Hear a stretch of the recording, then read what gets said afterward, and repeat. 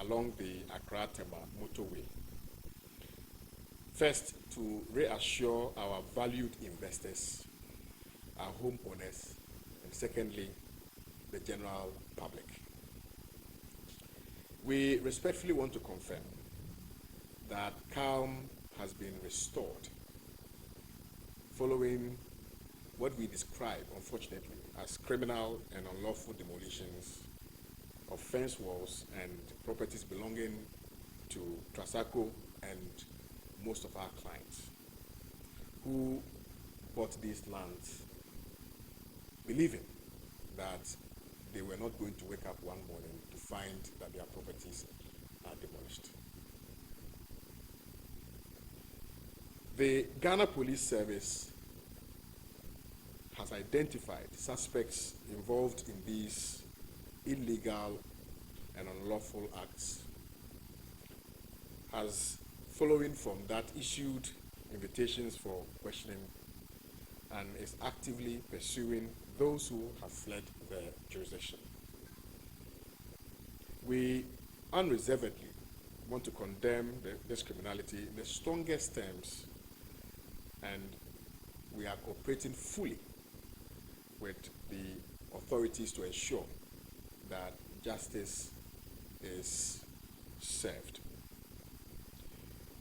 We respectfully also want to clarify some false narratives which were put forward. We, if you recall, were made to know that the press conference was sanctioned from the office of His Eminence, the Chief Imam in Ghana. But we followed up with a call to the office of His Eminence, and we were met with absolute denial from His Eminence's office that they had no knowledge. Neither had they granted any such authorization to anybody to organize a press conference in the name of His Eminence, the Chief Imam, for the purposes of carrying out illicit, unlawful, and criminal activities. And it is sad that the name of the most respected religious leader, one of the most respected religious leaders in Ghana, will be used to commit some of these despicable acts. That we are dragging the name of His Eminence into the mud for personal and parochial reasons. I want to believe that if we really love Islam, and we would love our leaders who have dedicated and elected themselves to serving humanity and serving the generality of the Ghanaian people, we will not drag their names in the mud, all in an attempt to carry out some of these activities.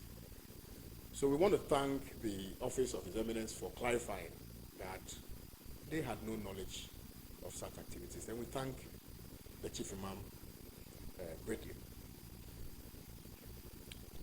Further, you would also notice that some armed military people, allegedly from the office of the president, were used to carry out these acts. We followed up with a call to the presidency in an attempt to unravel the veracity or otherwise of why military officers who are paid with the taxpayers' money were used to carry out private and unauthorized activities.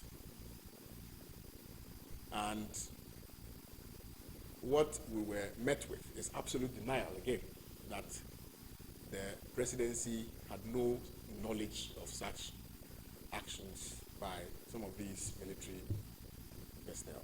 Unfortunately, over the period, we have been witnessing people use brute force to twist the arms and hands of people, to take properties belonging to other people. And I'm sure as media people, all of us are aware. Even some of us as media men, with the small pittance that we get from our work, when we struggle, we go and buy some small land somewhere. People who claim to have authority and power, or people who claim they are closer to authority, will use whatever means, whether legal or otherwise, to take the lands from us, even though we legitimately own those lands. And with the grace of respect, we cannot continue to use our state security agencies in such matter. As I indicated, the man sitting to my right is a retired military officer. And he was filled with disdain at the sight of the videos that were circulating on social media. That people who were in uniform, one of the most respected uniforms in our security services, going around acting as, for want of a better expression, and to speak so freely and bluntly, as slanders, to let people carry out some of these actions. I'm happy that the presidency has distanced itself from the actions of these military officials. We are strongly advising the presidency to respectfully investigate this matter and make sure that those who were used by whoever to commit these acts are brought to justice. We must respect the uniform that we wear. The uniform represents the soul of this country. It is an embodiment of the blood, the sweat, the hustle, the tirelessness, and the unflinching, death-defying commitment of our forebears. That is what gave birth to the uniform that we wear. That is what gave birth to the flag, or that we hoist. And so, when you are wearing the uniform, you must see yourself first as a Ghanaian who has a solemn duty to protect and defend legitimacy, and not to commit acts of violence and criminality or support people in their attempt to commit these activities. So I believe that the Chief of Defense Staff will immediately investigate this matter and bring those persons to book. Trasacco, for the purposes of further clarity, acquired, and I think that in our previous publications we were very, very open with the facts. We did not hide when we acquired the property. Of course, all lands that we purchased were lands which belongs to other people, and so we cannot deny, when lands were purchased, because there are enough evidence to support that assertion. And if you put out untruths or half-truths, the documents will expose you. And so we will not come and pretend that we acquired those lands or procured those lands many, many, many centuries ago. We will only put out the facts as they are, support our facts with evidence, in order that all of us will have clarity going forward. And so those facts have been put forward. But just so we are very much aware, we acquired the 270.1 acre land for the Tema Springs project from TDC, Tema Development Corporation, which is a government institution, it's a government agency. And as we are all aware, they are governed by rules, by laws, and they are not like individuals who are selling properties to people who can do multiple sales, etc. It is a record-keeping institution, and so the records are there. The 270.1 acre land was genuinely, legally, lawfully, transparently acquired from TDC for the purposes of development. And so, in as far back as 2004, so somebody may have been on the land. But when you are on government land, government gives you the land for specific reasons or purposes. And for some of the lands, they were for farming purposes, if you recall. Here even at Tema, we had the Nuwa farms, which the husband, which belongs to the government of Ghana. And so the government of Ghana may give you the land for the purposes of doing that. But if the government of Ghana decided to take the lands back and use it for other things, the fact that you were given the land for animal husbandry does not mean that automatically you reserve the right to first refusal, unless you are the allodial owners of the land. In this case, those lands were given out for farming purposes, and there's a lease to that effect. There's a lease. And in containing that lease, you would notice that the Tema Development Corporation at the time said that, look, we are giving you these lands for farming purposes. Under no circumstance must you erect any permanent structure on the land. You cannot sell it, you cannot lease it out, you cannot build permanent structure, you cannot do anything. All you can do is to farm.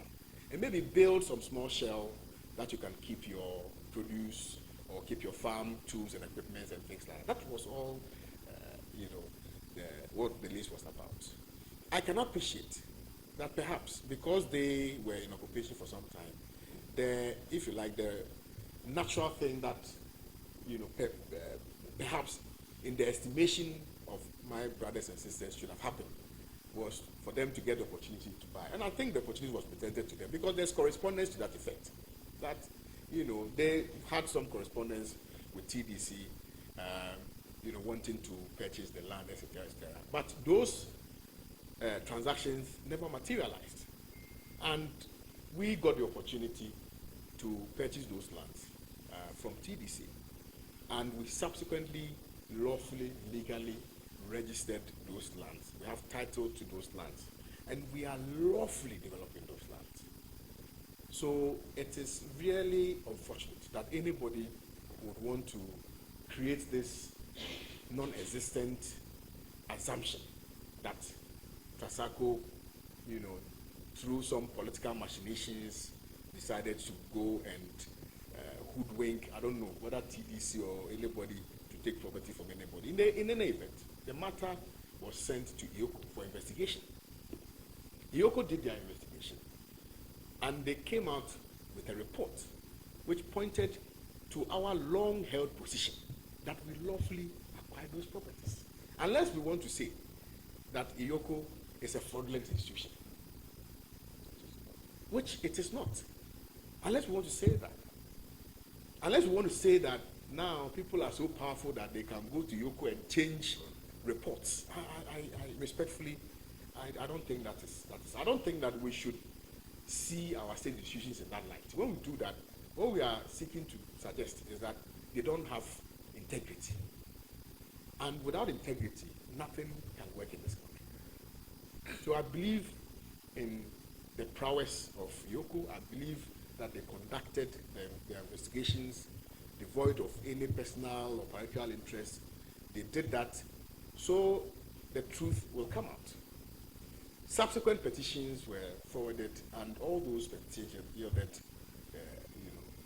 no result, because we genuinely acquired those properties, those parcels of land. And so we just want to respectfully indicate that since the acquisition of the land, we have never faced any such encumbrances or act of trespass. Never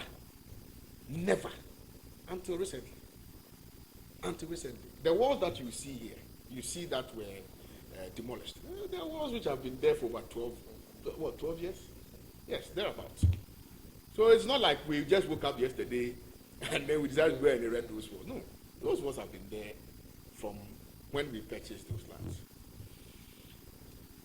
We want to reassure, on the basis of the aforementioned, our investors and homeowners of our steadfast commitment to protecting their interests and delivering quality serviced plots. We urge all stakeholders to remain calm and trust in the rule of law as we work with authorities to resolve this matter swiftly.